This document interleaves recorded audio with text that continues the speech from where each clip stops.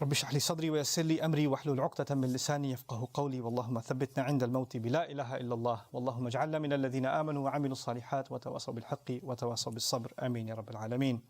Bugungi ma'ruza Niso surasining 29-oyatiga bag'ishlanadi yoki uni to'liq ko'rib chiqishga vaqtimiz yetmay qolgan taqdirda uning bir qismiga bag'ishlanadi deyishimiz mumkin. Bu oyat sura mazmunini o'zgartiradi. Suraning kattagina qismi Alloh taoloning odam vafot etayotib meros qoldirganida qanday yo'l tutish kerakligi haqidagi ko'rsatmasi to'g'risida. Vafot etgan shaxs ota, ona yoki qiz kim bo'lishidan qat'iy nazar, kim nima qilish kerakligi bu yerda ko'rsatilgan. Ya'ni bu meros huquqiga, marhumning merosi uning qarindoshlari tomonidan qanday taqsimlanishiga doir uzun mushohada. Bularning barchasini batafsil keltirgandan keyin Alloh taolo e'tiborini boshqa moliyaviy masalaga qaratadi. Qur'onning bu qismi juda muhim. Axir Alloh taolo pul masalalari bo'yicha qanday yo'l tutish va odamlarga ularga tegishli bo'lgan haqni berish kerakligi haqida ko'rsatma beryapti. Ushbu mavzuni tugatib, boshqasiga o'tar ekan Alloh aytadi. Alloh sizdan yengillatmoqni xohlaydir. Niso surasi 28-oyat. U qoidalar o'rnatib, bizga Qur'onni yuborar ekan, hayotimizni murakkablashtirish yoki qiyinlashtirishni iroda qilmaydi, balki yengillatmoqni xohlaydi.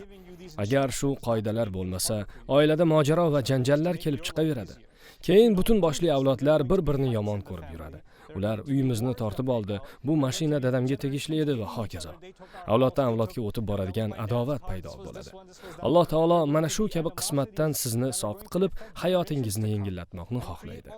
Shuning uchun Alloh hakam sifatida hukm chiqarib aytadi: Otalaringiz va bolalaringizdan qaysi birlari sizga manfaatliroq ekanini bilmassizlar. Niso surasi 11-oyatdan. Ya'ni sizlar ulardan qay biri sizga manfaat yuzasidan yaqinroq ekanini bilmaysiz. Shuning uchun siz kim nimaga haqli ekanini belgilay olmaysiz. Buni faqat Alloh bilguvchi. Alloh taolo bizlarga meros moli qanday taqsimlanishi bo'yicha ko'rsatmalar beruvchi xolis hakam hisoblanadi. Bundan so'ng Alloh aytadi: Alloh sizdan yengillatmoqni xohlaydir va inson zaif yaratilgandir. Niso surasi 28-oyatdan. Shu tariqa Alloh taolo bizlarni gap pul masalasiga borib taqalganda, mulkni haq huquqlarga ko'ra taqsimlash kerak bo'lganda va bizga ko'prog'i tegishi kerak edi degan his qarshisida juda ham zaif bo'lib qolishimiz mumkinligini anglab yetishimizga undayapti. Alloh bizlarni shuh deb ataluvchi hisdan himoyalanishga buyuradi. Kim o'z nafsining baxilligidan saqlansa, undoq kishilar o'shalar yutuvchilardir. Hashr surasi 9-oyat. Alloh bizlarga baxillik tufayli noto'g'ri xulosaga borib qolishimiz mumkin bo'lgan va biz o'zimiz loyiq bo'lganimizdan ko'ra ko'prog'iga munosibmiz deb o'ylay boshlashimizga sabab bo'ladigan yoki kimgadir aslida unga tegishli bo'lgan narsani bermaslikka haqlimiz deb o'ylashimizga sabab bo'ladigan juda katta muammo ekanini bildiryapti. Niso surasining 29-oyati juda qisqa, ammo unda bir chuqur mazmunli ta'kid bor.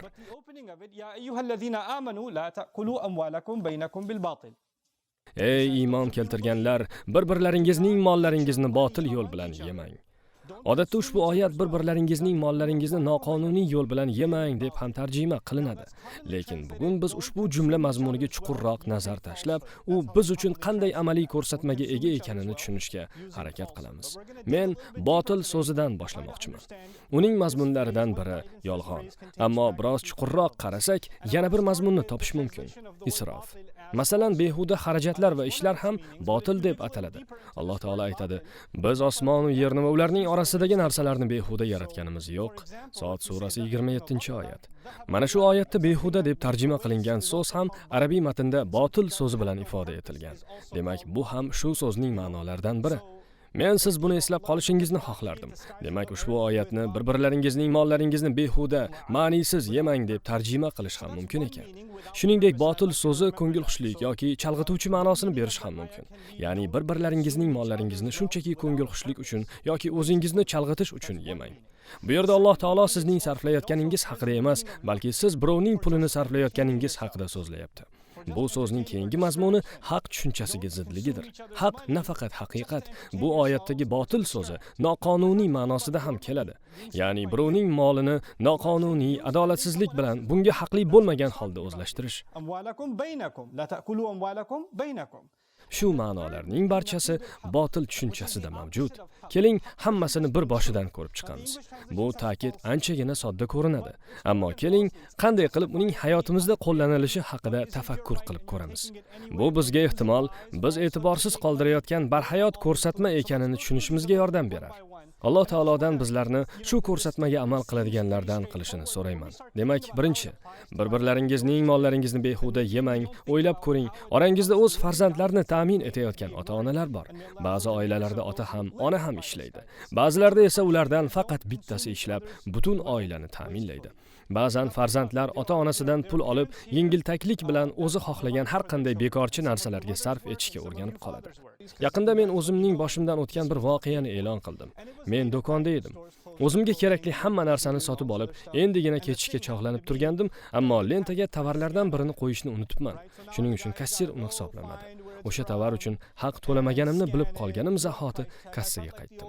Kun kech bo'lgan, do'konning barcha xodimlari boshqa ishlar bilan band edi. Ma'lum bo'ldiki, bu tovarga shtrix kod urilmagan ekan. Shu tufayli narxni aniqlash uchun xodim borib, uni peshtaxtalardan qidirish kerak edi. Men o'zimni butun navbatni to'xtatib turgan kampirdek his qilardim. Ammo o'sha narsani xarid qilishim ham juda zarur edi. Natijada yigit 5 daqiqa kutdi va yaxshisi shuni shundoq olib keta qoling dedi. Men ketmoqchi bo'ldim, ammo keyin to'xtachi, axir bu sening do'koning emas-ku, sen shunchaki xodimsan dedim. Bu tovar seniki emas va buni menga bepul berib yuborishga sening haqqing yo'q. Nimaga sen buni olib ketishi mumkinligini aytyapsan? Bu botil. Nafaqat xodim tomonidan, balki mening tomonimdan ham. Ko'pincha shunday.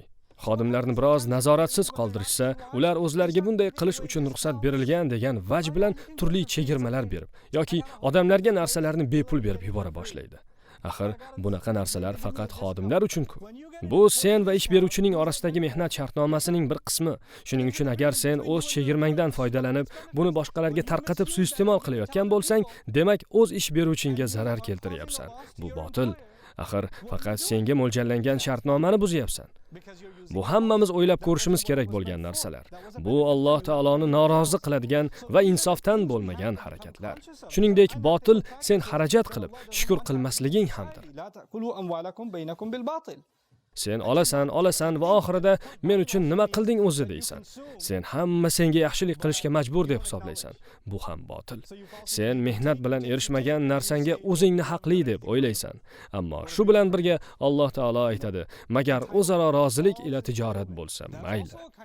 Sizlarning ba'zingiz ushbu ma'ruzani eshitib turib, men ofisda ishlayman, ammo hozirda ish unchalik ko'p emas, shuning uchun men bir necha soat shunchaki ish joyimda o'tiraman. Bu haqda rahbariyatga aytishim kerakmikin deb o'ylayotgandir. Ha, siz menejer bilan yoki rahbarning o'zi bilan gaplashib, hozir ish ko'p emasligini va nazaringda maoshingizga yarasha ish qilmayotganingizni aytishingiz va bu boradagi uning fikrini so'rashingiz kerak. Agar u hammasi joyida deb javob bersa, u holda sizlarning orangizda o'zaro rozilik bor. To'g'ri, ish ko'p emas, xavotir olma. Xohlasang boshqa ishlarni bajarib turishing yoki shunchaki dam olib turishing mumkin desa, demak, endi sizlarning orangizda o'zaro rozilik bilan qabul qilingan bitim mavjud. Agar orangizda talabalar bo'lsa, u holda siz har gal dars qoldirganingizda ota-onangizning pulini o'g'irlayotgan hisoblanishingiz haqida o'ylab ko'rsin. Bu botil. Har safar dars qoldirganingizda o'qish haqini o'zingiz to'lamayotganingizni eslab qo'ying. Mening shunday talabalarim bor ediki, mening ta'lim dasturimni sotib olishga qurbi yetmasdi. Shuning uchun ularga ularning jamoatchiligi homiylik qilardi. Har xil shtatlardan bo'lgan odamlar yoshlarga o'qish imkoniyatini yaratish uchun ba'zi talabalarga homiylik qilardi. Shunday talabalardan birortasi dars qoldirsa yoki darslarda uxlab qolsa, men ularga sen o'z vaqtingni sarflayotganing yo'q. Sen o'qishing uchun to'lov qilganlarning vaqtini sarflayapsan. Shuning uchun astoydil harakat qilishing kerak derdim. Boshqa har qaysi talaba darslarda uxlashi mumkindir, lekin sen emas. Chunki sening bu yerdagi o'qishing omonat. Kimdir sen haqingda qayg'urib, o'qish pulingni to'lab berdi. Senga ishonch bildirdi, maksimum harakat qilishingga umid bog'ladi. Aynan shu tufayli ular senga imkon berdi. Tushunyapsizmi? Kimdir stipendiya olsa zo'r, o'zimga yangi oyoq kiyim sotib olaman deb o'ylaydi. Yo'q, stipendiyani senga oyoq kiyim sotib olishing uchun berishmadi. Pulni boshqa sabab tufayli berishadi. Bu biz hayotimizning har jabhasida diqqat e'tiborli bo'lishimiz kerak bo'lgan narsadir. Tejab qolish uchun odamlar soliq deklaratsiyasiga atayin yolg'on ma'lumot kiritadi. o'z kirim va chiqimlaringiz borasida to'g'ri so'z bo'ling. Alloh aytadi: "Magar o'zaro rozilik ila tijorat bo'lsa mayli." Bundan keyin esa o'zingizni o'zingiz o'ldirmang deb marhamat qildi. Bu jumlalarning bir-biriga qanday bog'liqligi bor? Hozirgina biz aldov, isrof haqida, boshqalarning puliga yengil munosabatda bo'lish haqida gaplashdik. U xoh rahbaringiz, xoh ota-onangiz, xoh qarindoshlaringizdan qolgan pul bo'lsin. Alloh taolo bizga bu tushunchalar orasidagi chuqur aloqalarni ko'rsatib bermoqchi. Har kuni pul uchun mehnat qiladigan odam o'zini o'ldirayotgandek bo'ladi. Chunki har kuni ular o'zining bir qism hayotini ishlab topadigan puli uchun qurbon qiladi. Siz esa o'z harakatlaringiz bilan sekin-asta ularni qatl etasiz. Bundan tashqari, jamiyatda shu kabi jinoyatlar avj olar, odamlar boshqalarning peshona terini qadrlamay qo'yar ekan, u holda bundan keyingi qadam ularning hayotini ham qadrlashdan to'xtab qolish bo'ladi. Shu tariqa jamiyatda moliyaviy jinoyatlar ko'payib ketsa, qotilliklar soni ham ko'payib boradi. Bu jarayonlar parallel ketadi. Avval moliyaviy jinoyatlar, ulardan so'ng esa og'ir jinoyatlar ergashadi. Bu dunyo qonuniyati shunday. Juda ham ko'p og'ir jinoyatlar kimdir kimnidir tunagani yoki kimdir boshqa birovning haqini o'zlashtirmoqchi bo'lgani tufayli sodir etiladi. Shuning uchun ham Alloh aytadi: "O'zingizni o'zingiz o'ldirmang" deydi. Axir bu shubhasiz shunday natijaga olib keladi. Albatta, Alloh sizlarga rahimlidir. Meni bu oyatda hayratga soladigan narsa nimaligini bilasizmi? Bundan avvalgi oyatda Alloh taolo bizlarga yengillatmoqni xohlashini bildirgandi. U bizlarga pulni qanday taqsimot qilish kerakligini tushuntiryapti. Chunki u bizlardan yengillatmoqni xohlaydi. Boshqacha aytganda, agar biz bunday yo'l tutmasak, Alloh bizning hayotimizni qiyinlashtiradi. Agar kimdir birovning haqini o'g'irlasa yoki o'zlashtirib olsa, u hammasini qotirdim, endi bu boylik bilan hayotim yengillashadi deb o'ylaydi. Ammo men kafolat beramanki, Alloh bizning hayotimiz to'g'ri yo'l bilan yengillashishini xohlaydi. Noto'g'ri yo'l bilan mol topadiganlarga u qiyinchilikdan boshqasini bermaydi. Ular bu pullar bilan boyib ketaman deb o'ylaydi, ammo shifokorlar davolash qiyin bo'lgan turli kasalliklarga chalina boshlaydi. Natijada o'sha pullar davolanishga sarf etiladi. U esa bu kasallik qayerdan kelganini tushuna olmay o'tiraveradi. Yoki bir kishi kimnidir og'rintirib, yangi zo'r mashina sotib oladi. Rulga o'tirgach esa qo'rqinchli avtohalokatga yo'liqadi.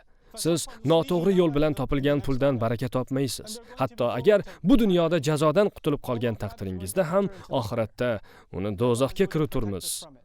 Alloh taolodan bizlarni panohida asrashini so'rayman. In tajtanibu kaba'ira ma tunhauna anhu. Keyingi oyatda Alloh aytadi: "Agar qaytarilgan narsalarning kattalaridan chetda bo'lsangiz." Biz doim gunoh qilamiz. Ammo Alloh aytayaptiki, agar qaytarilgan narsalarning kattalaridan chetda bo'lsangiz, gunohlaringizni kechirurmiz va sizni yaxshi joyga kiritamiz. Demak, agar katta gunohlardan chetda bo'lsak, Alloh kichik gunohlarimizni kechib yuborar ekan. Katta gunohlarning bir nechta turi borligini bilsangiz kerak. Shirk, qotillik va hokazo. Ammo bu yerda katta gunohlarni zikr qilishdan avval Alloh taolo aynan mana shu gunohni keltirdi. Bir-birlaringizning mollaringizni botil yo'l bilan yemang. Bu bizni moliyaviy masalalarning naqadar muhimligi haqida tafakkur qilishga undaydi. Bu oyatlarda Alloh shirk haqida eslamadi. Gunohi kabiralar sirasiga kiruvchi qotillik haqida esa moliyaviy jinoyatlar, pulga mas'uliyatsiz yondashuv, birovning haqqini o'zlashtirish va merosning noto'g'ri taqsimoti kabilarni keltirgandan keyingina so'zladi. Alloh taolo agar qaytarilgan narsalarning kattalaridan chetda bo'lsangiz, gunohlaringizni kechirurmiz va sizni yaxshi joyga kiritamiz demoqda. Bu yerda Alloh taolodan ishora bor. Ushbu ko'rsatmalarga rioya qilmaganlar hayotda hech qanday ikromga ega bo'lmaydi. Alloh ularni sharafidan mahrum qiladi. Axir Allohning buyruqlarini bajarish mukofoti Qur'on ikromdir. Aks holda siz na ikromga, na sharafga ega bo'lasiz. Men Alloh taolodan bizlarni pulni topishda ham, harjlashda ham o'zining ko'rsatmalariga amal qiladiganlardan qilishini so'rayman. Ilohim, Alloh bizlarni omonatdor bandalardan qilsin. Ilohim, Alloh bizlarni o'z farzandlariga ishlab topilgan mablag'ning qadr-qiymatini bilish va to'g'ri ishlata olishni o'rgata oladiganlardan qilsin. Barakallohu li va lakum fil Qur'anil hakim va nafa'ani va iyyakum bil ayati va zikril hakim.